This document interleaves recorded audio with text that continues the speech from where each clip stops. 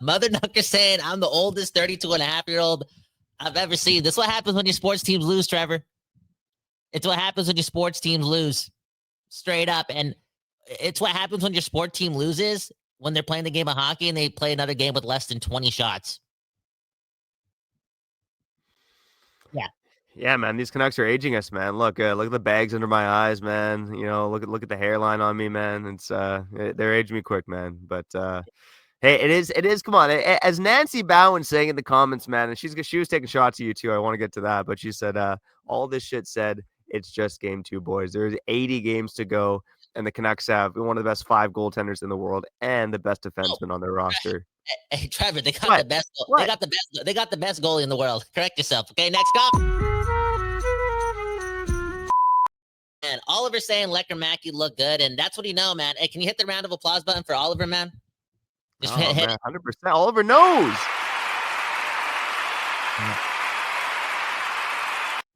Oliver, you just moved up to number 1 as the best fan on Locked On Canucks because you just proved to me that you threw away the calculator. You don't watch the game with the calculator. You watch it with some binoculars, okay? And yeah, Lecker Mackey, to me, in the offensive zone today, they need to give this guy more minutes because he showed that he's eager to try to do something, eager to put a shot on net, eager to make a nice play along the boards. I know we didn't see a lot of it, but if you really noticed it, Lecker Mackey played another.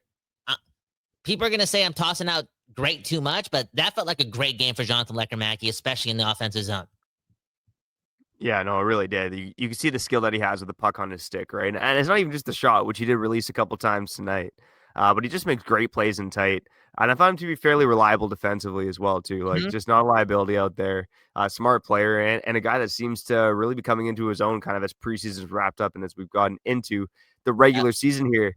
Kyle, we've talked about a few guys. Why don't we just go through them all? Let's do it, man. The segment that we call 5 minutes for report cards.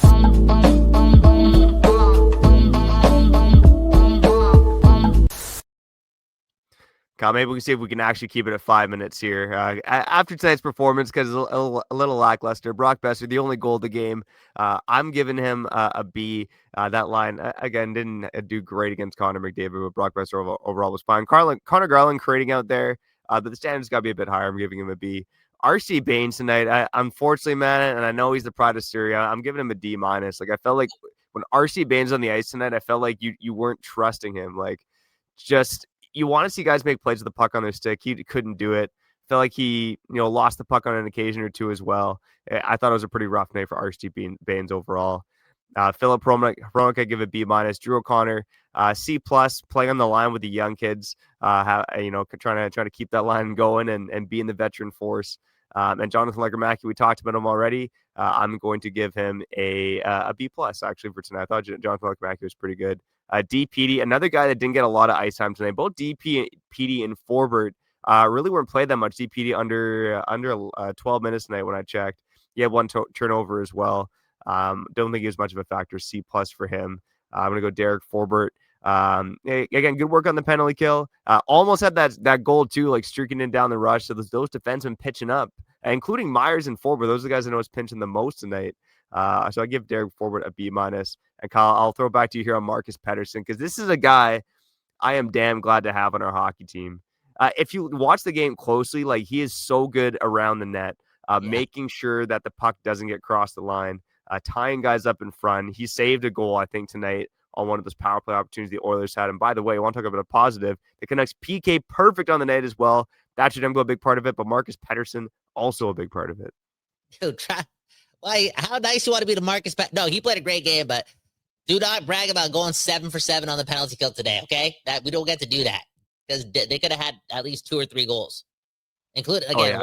For sure. Yeah. If you look at the Oilers tonight, like let's. I know we're gonna get to Demko here quickly, but Oilers' expected goals tonight was 5.57, and they got 2 past Thatcher Demko, and about 3 of those goals were from the power play. They're about 2.3 to even strength. So man, oh man, that Oilers unit was very dangerous in the power play tonight. But Marcus Pettersson with a couple good plays in the PK, and of course Thatcher Demko as well was a stud. Yeah, I would give Marcus Pettersson a B+ too. Again, it's the little things. I know Oliver would probably agree with that too. Again, you watch the game with binoculars, and yeah, I was wrong about Marcus Pettersson. But again, I'm not paid to be right. I'm paid to be a fan, right, Trevor? I live to be a fan, straight up. I get emotional, and Elias Pettersson is making me emotional today. And I already said what I had to say, so obviously people want me to shut the puck up about it. But again, I think it's Operation Be Better Than Pius Suter. Like, and if he's giving us like Pius Suter like performances, we can't just like give him a pat on the back and be like, oh, but look, he did something. I need stats. I need goals. I need him to be like, I don't know, just like hit the post. Yeah, don't go 3 for 16. And can we talk about the offense just a little bit, Trevor? Again, I wasn't supposed to rant here, but F plus for Elias Pettersson. If he's better offensively and he's not scoring, at least he's like, generating more offensive zone faceoffs, doing that little thing. But this guy's not a threat offensively. In fact, I was scared to ask my cousin today, Nat, who was at the game, he was bragging about Demko a lot and Hughes, but I was scared to ask him, like, yo, what do you think about Elias Pettersson? Because I feel like, and I think we saw it in the again, it's last change, right? And I'm pretty sure outside of a commercial break, the coat knock block or whatever his name is, he put out their fourth line against Elias Pettersson's line in a 1-goal game. Yeah. Yeah, he started the night that way too, putting the Noah Philp line. The dreaded Noah Philp, Vasily Podkolzin, Kasperi Kapanen line up against Elias Pettersson. I mean, and Chris Knobloch obviously wasn't watching Pettersson in the preseason, or if he was, he wasn't too concerned about it. Yeah, I mean, this is again, it's not something I want to keep talking about, Kyle, but it's a big story for the Vancouver Canucks until this guy turns it around. It's just not a story too. Like, we taking time to watch these games, bro. Like, do something. Like, it's not good enough based on what's happened 20 months. Like, we're ready for this chapter to close. Like, we don't want to keep watching this. Yeah, rough times, and I say F plus sounds about right for Elias Pettersson. I was gonna go D minus, but F plus is fine. Quinn Hughes, I give a B tonight. A couple turnovers in his own end, a bit uncharacteristic, but man, you see this guy when he's wheeling deal with the puck in the offensive zone. He is the Canucks machine back there. Just again, Trevor. Again, my cousin bragging about Quinn. The way he was talking about Quinn Hughes today was like that breakthrough moment for him. It's like how the hockey world is watching that YouTube video that Big Head Hockey put out too on Quinn Hughes. Like, again, even on his days where we're not overly impressed because, like, we're human and like we're creatures of habit and things just get watered down. Like, even in those times where Quinn Hughes is getting a B, I'm pretty sure my cousin Nav would have given him an A double plus. That's crazy. That's how good Quinn Hughes is. And again, I said it earlier, the Canucks are making the playoffs because Thatcher Demko, he can be as good as Quinn Hughes. I totally believe it. So just want to add that positivity in there, Trevor. That's called being a good teacher, okay? Yeah, there you go, man. I like that, man. Positivity bound, man. He's now smoking the Quinn Hughes kush, man. There you go. Kiefer Sherwood, give him a B tonight. Atsu, not bad work on the penalty kill, but pretty quiet. I give him a C. Tyler Myers. C. What the? Come on, be nicer to Atu Ratu. I love this game today, man. I love Atu Ratu's game today. I want to see more of him. Yo, when the game's so slow and guys like your top line isn't really doing much, but you're seeing Sherwood bang bodies and Ratu just being a little big, strong along the boards. Like, play those guys more, man. I don't know. I kind of wanted more ice time from Atu, but I'll give him a B. I just give him a B. I like the Atu. All right. Yeah, he had 4 hits tonight, third on the team behind Kiefer Sherwood and Vancouver, who tied with 5 hits. Tyler Myers, again, I give him a B minus grade. There was some sloppiness in this game, and there often is with Tyler Myers, but he was physical and he looked like a carrot tonight, and that's what I want to see. Filipino, fascinating performance tonight because there were times where he looked like the Canucks' most dangerous offensive player, getting into the slot, skating hard. He easily still looks like our best center, which is not a good thing. But man, oh man, terrible penalty 200 feet from his own net. And it was his play, his brutal give over. Like, what the F was he looking at? My God, I think he was looking at Pettersson and he got a bit of the heebie-jeebies. That pass on Andrew Mangiapane right on his tape. Mangiapane makes no mistake. For those 2 plays, I think Filipino has to be down to a C in my opinion, but there was moments where he definitely looked dangerous today, Kyle. Yeah, I did. In fact, I think Filipino looked like I got more excited watching Filipino today. I think those egregious mistakes, they're going to stop. And even if they're there, if he gives us like 1 or 2 of those a year, like, it's better. Like, Miller gave us that. It's all good. Like, we'll live with it, Yeah, and he looks like he cares more than JT Miller right now as well. And and just on that note, like, Filipino cares, man. Even that tripping penalty that he took in the offensive zone, like, I know that sucks, but all game long, like, he was hard on players. He was hacking pucks out. Like, eventually he was going to get a tripping penalty. And honestly, I'm not mad at it because he's our best offensive center. Like, I want that guy to do things, or want to make things happen. And on that turnover, I don't know what he saw, but he was trying to do something. I'm not trying to like write him off. Like, that was horrible. But all in all, as a Canucks fan, I walk away being more excited to watch Filipino on Monday, or was it Tuesday or Monday? Monday, right, against St. Louis.